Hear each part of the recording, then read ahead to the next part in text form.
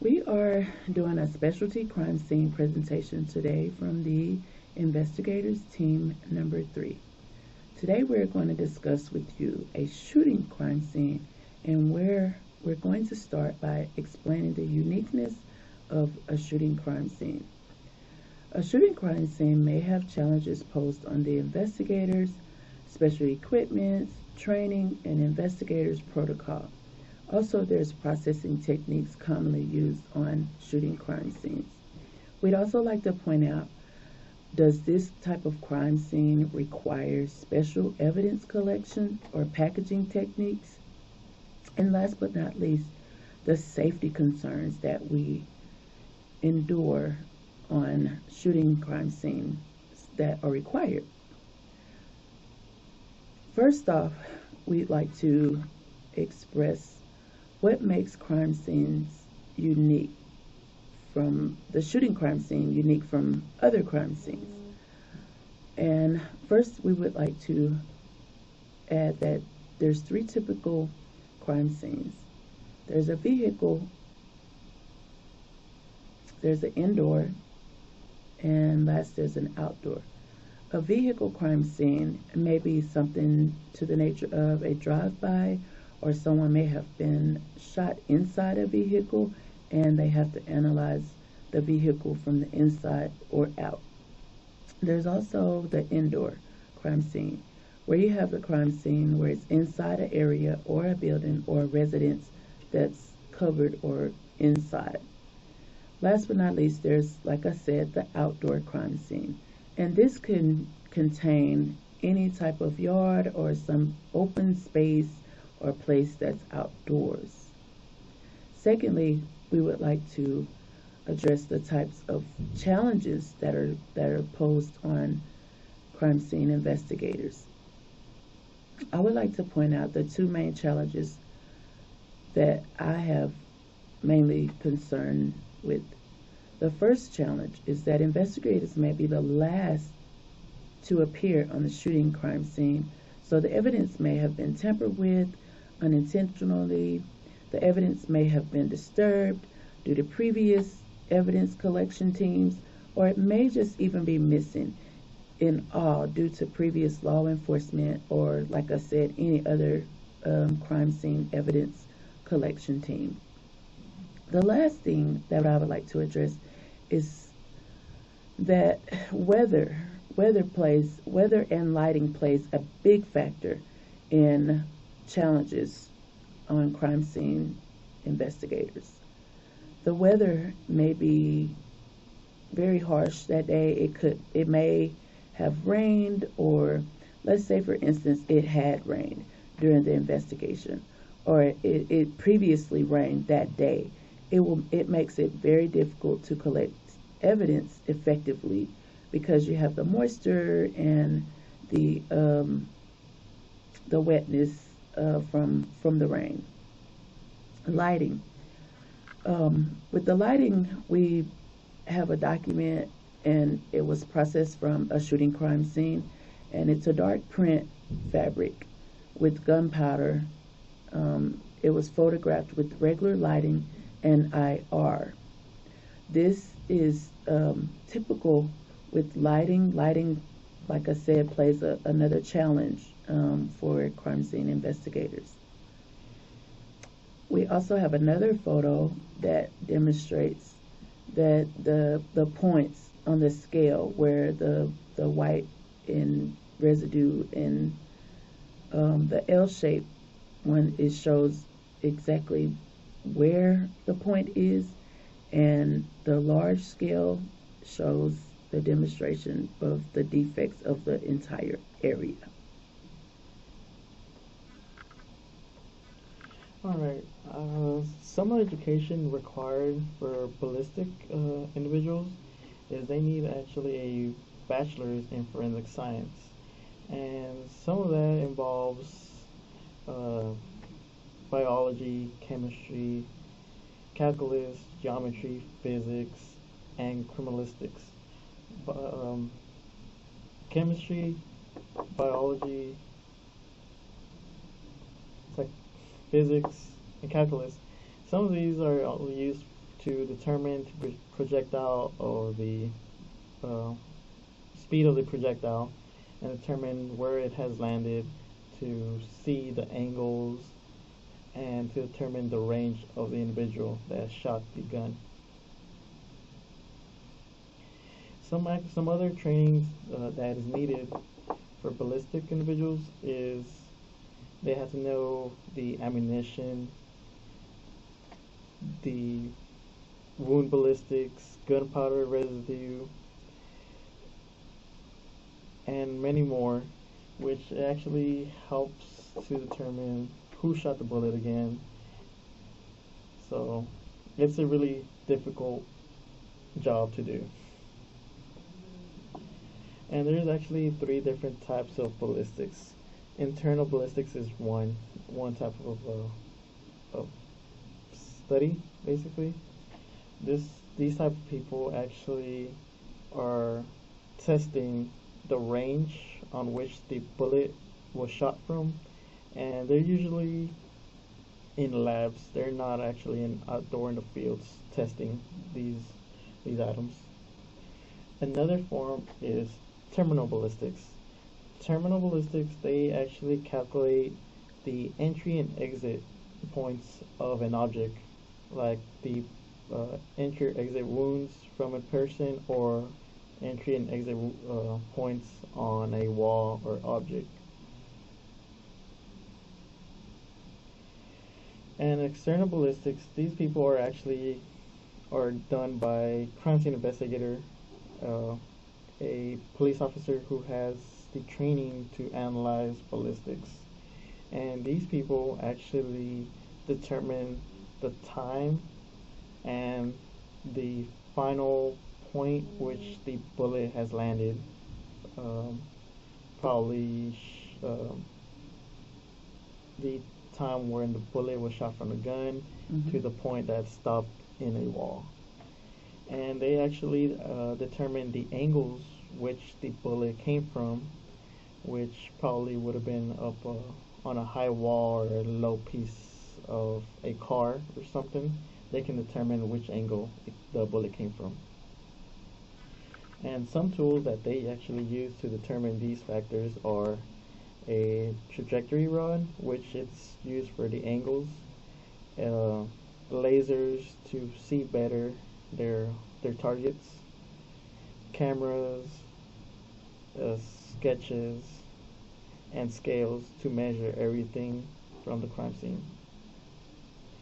And some safety concerns that at a shooting scenes, there is really not many safety concerns, because they're usually the last people that go into the scene. As Tanji had mentioned earlier, they're usually the last people to enter, and there's basically more detectives and other investigators at the scene first, which usually the first person that goes into a scene are usually the first ones to get the scene safe for everyone else.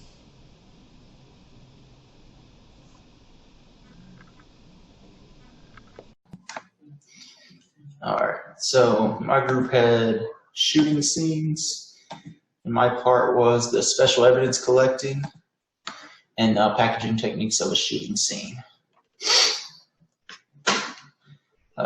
It's important to always make sure you collect all evidence associated with any scene, especially a shooting scene. I just provided some pictures here just to kind of show a little bit of collecting evidence and stuff. Evidence collecting. When working with a shooting scene, you want to get all the evidence that can be used as incriminating. This is important to make sure all snapshots are taken of stray bullets, as well as fingerprinting and collecting any bullet fragments from around the scene. This will help determine maybe what kind of gun was used at the scene, and also may help in furthering the case and helping lead to someone. Gunpowder collecting is also extremely important. This is something that can be tracked maybe on an individual's clothes or even their body or hands. This is why it's important when processing a scene to collect any and everything associated with a gun. It is also important to snapshot even things that may not seem so important. This will become important later, maybe when you're reconstructing the scene for the jury, and maybe you might find something that you could use to help sway the jury. Scene reconstruction. This is another important procedure in processing a shooting scene. This is where this particular picture is determining the bullet projector. It gives you kind of a better sense of where the shooter was at or where they started whenever they shot and where it finished, which in this particular picture is in that fireplace. And also, whenever reconstructing this, they could use a 3D version to show where the shooter was at whenever they fired the gun. Scene reconstruction is important to go in depth on in collecting evidence from a shooting scene because of the nature of the crime. When explaining this to a jury, you want to have all the pieces and able to reconstruct this crime scene. You want to reconstruct it to where you can, like I said earlier, sway the jury in the way that you're trying to sway them. You have to leave out anything that might be considered too graphic, or else ultimately will be tossed out. I also got a couple pictures of some evidence collecting here. On the left is the plastic bag evidence, which has looks like a piece of clothing in it. On the right is a small envelope, which is where they're collecting a hair.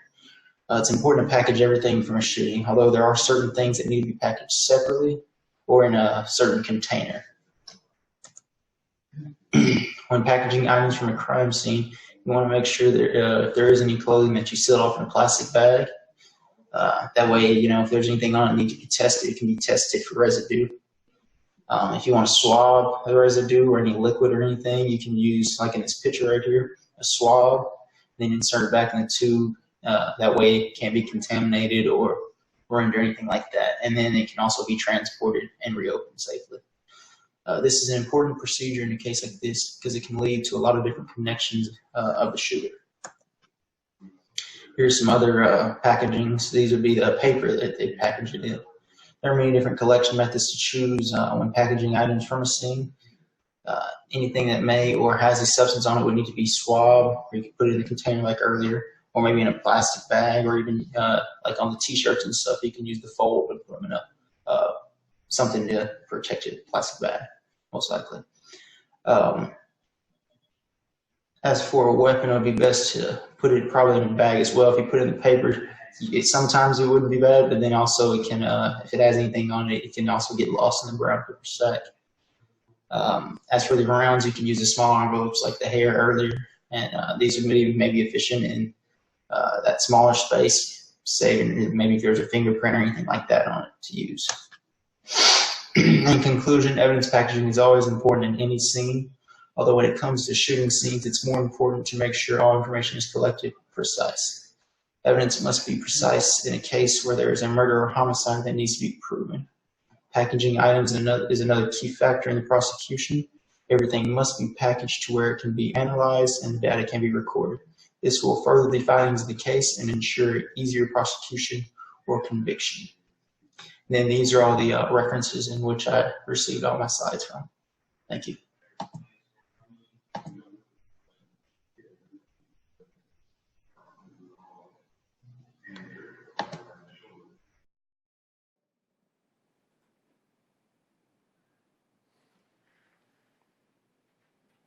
Hi, my name is Bill Allen, and my part of the presentation is about the special handling of guns in the lab.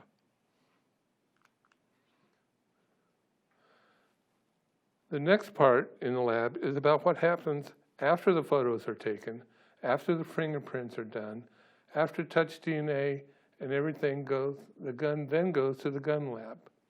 And the first thing we need to determine is who owns the gun. Basically, who shot the sheriff?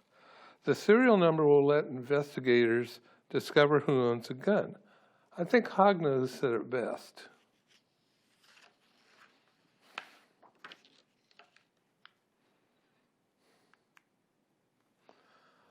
Criminals think that grinding off the serial number will stop any investigator from discovering who owns the gun. Just because you can't see the number doesn't mean it isn't there. The number is etched into the metal crystals of the gun.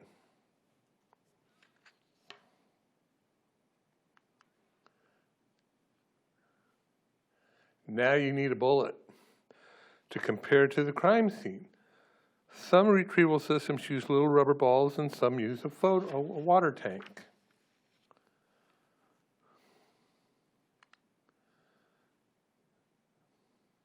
Okay, so is that the end of your presentation there? No. We have oh, okay, I see what you did. There's a blackout button. Oh, on the bottom? Okay, I didn't hit the middle. Yeah, what you can do, I can go ahead and transition you to the next slide, and then you can just cut that little section out. Okay. All right, so you can start whenever you're ready. Okay. This is a twin microscope comparator.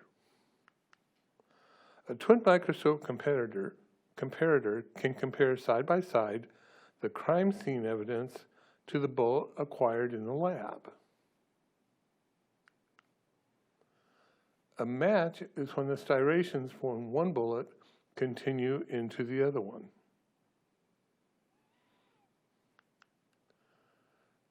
The comparator can also compare shell casings.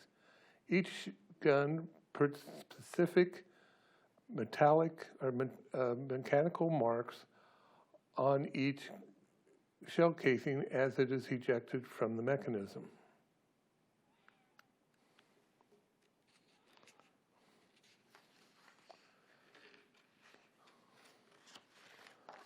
Now that we know who owns the gun and the fingerprints, the gunshot residue and other evidence found at the scene, it tells us who perpetrated the crime.